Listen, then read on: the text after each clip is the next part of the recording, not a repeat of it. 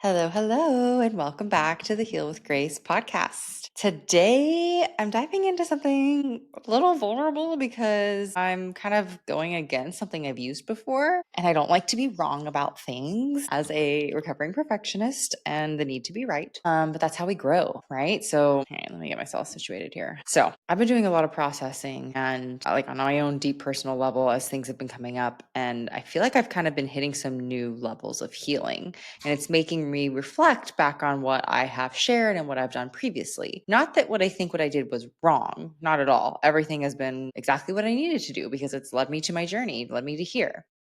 But I want to talk about something really nuanced. So I want to explore something that's come up a lot, especially in the work of people like Dr. Joe Dispenza, which I've mentioned many times on here, and whose work I deeply respect and have benefited from. He has countless people and stories of people healing using his work. But the thing is, the idea that we can change our state of being, rewire our brain, and meditate our way into a new reality, and then leave all the pain behind by aligning with a higher frequency is, again, something I use. I also think there's something missing from it, which is what I have realized lately. And honestly, I'm all in the power of that. I've seen it work. I felt it work. I've used his tools myself and still do. I still use his meditations very regularly. But here's the thing that I think often gets left out, especially for those of us living with chronic symptoms. Sometimes trying to jump into bliss bypasses the parts of us that are asking to be felt and to be met. The pain, the fear, the grief, the shame, the very things our nervous systems are wired to protect us from. So, if we're looking at our state of being and moving into a higher state of being, if you will, or increasing our brainwave frequencies, increasing our heart centered space, and really getting into ourselves into that parasympathetic nervous system, that aligning of energy, that's really wonderful. And think that we can't forget that we also have to meet the pain. It needs to be met by ourselves and by loved ones and loving spaces so that it doesn't have to keep screaming at us. So let's first, I'm going to just set the stage for that. Let's first talk about the allure of the high vibes only. Because let's be real, visualizing a pain free life, sitting in gratitude, aligning your energy, that sounds incredible. And sometimes it is powerful. I've sat in meditations and truly felt a shift. I meditate every single day. I've had moments where my pain lessened just by being in a state of coherence or joy, just being with myself in meditation. That's why I lead meditation and practices like that over and over and over again. But when the symptoms would return, the fatigue would creep back in. And all that under all that effort to stay in high state, I started to feel this quiet inner tension, like I was skipping over something important. And to be honest, when I kept doing this meditation of trying to change my behavior, change my state of being, it almost felt like, and this is just me, but it almost felt like there was kind of some shame coming in, like, oh, I shouldn't be feeling or thinking or doing these things. Instead of, oh, I'm choosing to feel or to be in a certain state of being instead of that one's bad, this one's good. Again, I think it's my personality characteristic to categorize good and bad, and maybe not everyone does that. But when we prioritize only positivity, we can unintentionally create an inner split. It's like a rejection of the parts of us that are struggling. And in the healing process, those parts don't need to be pushed away. They need to be met and heard and loved. The kind of bypassing we do when we try to just change our state, no matter how well intentioned, can become just another mask sometimes. And holding that mask in place takes so much energy, and energy we could be using to actually feel, integrate, and heal. So, here's what I'm suggesting. Take that out. Here's what we're actually avoiding. So, our bodies are emotional pain, not metaphorically, literally. As Nicole Sachs says, we have an emotional reservoir. She's the creator of Journal Speak, by the way. And it's just a practice to journal out your emotions and really get to the parts of us that actually our nervous system or symptoms are trying to protect us from. And when we have this emotional reservoir, and if we're constantly trying to bypass what's present, the sadness, the fear, the anger, the grief that builds up in this reservoir in favor of something higher, we're not healing, we're avoiding. We're using spiritual tools to suppress what our bodies are begging us to feel. And I've learned this somewhat the hard way, kind of. I try it and it doesn't really work. And my body's like, no, gonna send you symptoms. And there was a point where I was doing everything right, meditating daily, listening to affirmations, writing gratitude lists, repeating mantras, doing my nervous system regulation practices, and I was still in pain. Actually, that's not totally true. My pain had really gone away, but fatigue for me is the last symptom that has just been a puzzle, to be honest. It's been a conundrum. But I've realized that I wasn't actually meeting those really deep, honestly dark parts of me that needed to be met and needed to be felt. Because really, fatigue covers up so much pain and rejection and isolation and loneliness. Not for every single person. We all have our reasons for symptoms coming on, but for me, I hadn't met the depths of my experiences, of my emotions. And it wasn't until I stopped trying to fix myself and instead started asking, what is this symptom trying to say? How can I just actually be with the scariness, the fear, the pain, the darkness that comes on when what comes on when I'm in that state? That something shifted. It wasn't about changing my state of being. It was actually just about being present with that part of me, truly present, noticing when the resistance and the fear came up with that part. So when it's the part of me that feels fearful, scared, I'm like, I'm going to get something wrong, my brain sends signals of symptoms to push me down. And for a while, I mean, there's been all different kinds of symptoms in my life, but the one that has been really rampant was the fatigue. And that emotional reservoir I was talking about that Nicole Sachs talks about. Basically, it fills up over years, sometimes decades, with every time we swallow our feelings, with every moment we push something down because it wasn't safe to express. It gets stored in the body and eventually it shows up as migraines, as gut issues, as back pain, as fatigue, as pelvic pain, whatever it is. The symptoms will differ, but the root is often the same: something unfelt, something unseen because it wasn't safe to do so, because we were never seen in it, or we were shamed for feeling something. And our nervous systems adapt around trauma and stress, but they don't forget. If we don't give those emotions space to move, they stay locked. They turn into symptoms. And when we start to dig into this emotional reservoir landscape, it can be scary. It can feel like opening a floodgate.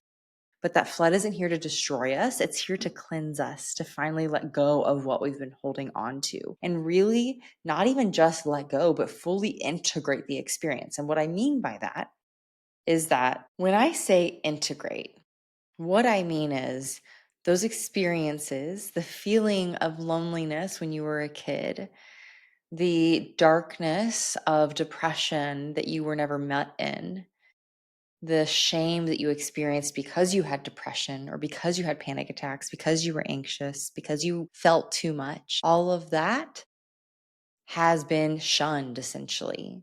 And what needs to happen is us to feel those parts of us. Think of every emotion as a part. You know the movie. Okay, y'all are seeing me in one of my quirks. I'm really bad with names, like names of movies, things like that. Is it called Let It Out? You know what I mean? The emotions movie with the emotions, with the little emotions going on in your head in your body. All of those, all of our emotions, all of our symptoms are parts of us, and we need them to be met. We need to meet them without resistance. Even when resistance is there, that's okay too. But when we're able to do that, we actually integrate the emotion and the experience. It's not about like getting it all out because it's so toxic for our bodies. It's about being with that emotion, being with the sadness, the grief, even when it doesn't feel logical. Actually, more often than not, it might not feel logical. It might feel like, well, yeah, I had that experience, or like, yeah, my parents were fine. They were always there. But when you look closer, you see that they were maybe physically there, but emotionally, they didn't know how to cope with their own. So they weren't able to help you. Maybe you were left alone a lot.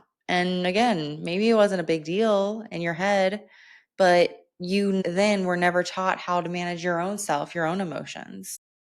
Emotional health is so, so important, and we dismiss it so often, but it leads to so much disease. If we do not only physical disease, mental disease, if we don't learn how to be with our own experiences and emotions in life. And so to integrate means to allow them to flow within us and to flow through. Real healing doesn't always mean just floating into this quantum field that the high vibes only is kind of in, which again, I'm totally all about. I don't talk about it as much on here, but I'm all about um, different realms and spirituality and understanding the quantum field and bringing yourself into a new state of being. 100% great. But we cannot forget about our emotional integration, our trauma integration. For me, I needed to go through crying on the floor, rage journaling. It looked like letting my body be in a really detrimental fatigue state, to be with it, to see it, to not fully merge with it and see it as me, but see it as a part of me and feel it. Let it flow through. It looked like for me being triggered, and instead of running from it, leaning into it, really holding myself in the activation, in the trigger, and knowing I can be with myself through it, no matter how much fear is coming up. Healing looks like connecting with your inner child, the younger version of me that never got to express her fear or her anger because it wasn't okay, never heard, never had space to, and really letting her speak. So healing can look like somatic work, breath work, therapy, and quantum healing and high vibe states. We just cannot ignore the emotional integration that is needed. And that's can be really inconvenient sometimes. That real state, that real healing doesn't always fit neatly into a morning routine or a journal prompt. But it is realness that ultimately sets us free. So if you've tried to heal through meditation and it didn't work, and even if it made things a little better, I want you to know that you're not failing. And if you've been on this journey for a while and you've seen some change, but you're still kind of working at it, there's probably deeper layers. And it might just mean that your body is asking you to go to those places. So let yourself feel some of the stuff you've been trying to avoid. Let yourself break it down. Let yourself be real, because on the other side of that is something more powerful than any visualization. It's true integration. It's knowing that your body, your brain does not have to protect you from the emotions and the experiences that you've had in the past that were too much for it then. You're in the present. We're in the present. We can be with what we have, what is needed here and now. We don't need to be in the past, but that's what our bodies thinks where we are. Integration means we take the pain and we give it space. We process it, not just with our minds, but with our bodies, and we stop fighting ourselves. And when we do that, something opens up. Healing becomes a byproduct of our honesty, our true honesty with ourselves. And when that honesty meets compassion, that's where the real transformation begins, because you're no longer at war with yourself. I was just talking with a client in the Mind Body Healing Method program. We were on our individual call, which everyone gets an individual call in the program. We really started to unlock again it's not logical. It's actually it doesn't make a whole lot of sense. I mean, it kind of does, but it feels like a stretch sometimes, where you're like, okay, yeah, I was lonely a lot of the time as a child and I was bored a lot, but now it doesn't feel safe to rest. It doesn't feel safe to be bored, even though I really want to. She was kind of in this like middle zone. And we realized that like fatigue was sending her, she was having symptoms, not just fatigue, but symptoms sending into her into that state of being where she doesn't have to necessarily be bored, but she also can't be busy because she's dealing with symptoms. Symptoms are really protective. They just want to help. And so we're diving deeper into understanding like what is there, how could she be with those parts of herself and meet them so that they don't have to completely overtake her. And what she realized was, instead of just letting the fatigue overtake her, she was with it. She sat up, she's able to be with it, lean into it, tell herself it's okay to be tired. I can still show up tired. I can still be here tired. And after sitting here with it, it started to lift. It started to go away, and she can move throughout her day. There's so much power in meeting ourselves because our symptoms take us away from ourselves. So if this is something that you feel like is missing in your journey, and you're like, I've done the somatic practices, I've done the things, I've done the brain training, I don't really understand why, what's wrong, what's still underneath, what's here, then I invite you to book an onboarding call to apply for the Mind Body Healing Method, because this is really my mission, to help people understand what's underneath and to be able to meet it in a safe way. So if you are interested in joining our group and getting individual support throughout it, go ahead and find the link below, sign up for a call, and we can help you get started. This work is hard to do alone. You're not supposed to do it alone. So surround yourself with people who get it, people who allow you to be messy. This is slow. Well, it doesn't have to be always slow, but it's deep work and it lasts because you're not building on top of a shaky foundation. You're rebuilding from truth. So remember, you don't have to just automatically feel better to heal. You don't have to be in this like crazy high vibe state to heal. You have to feel more fully to heal. And sometimes that means going straight into the emotions you've spent a lifetime avoiding. So thank you for listening. If this episode resonated with you, please share it with someone who needs to hear it. And remember that healing is not linear and it definitely isn't always pretty, but it is possible, one honest moment at a time. Take care of yourself. I will catch you next time and keep healing with grace.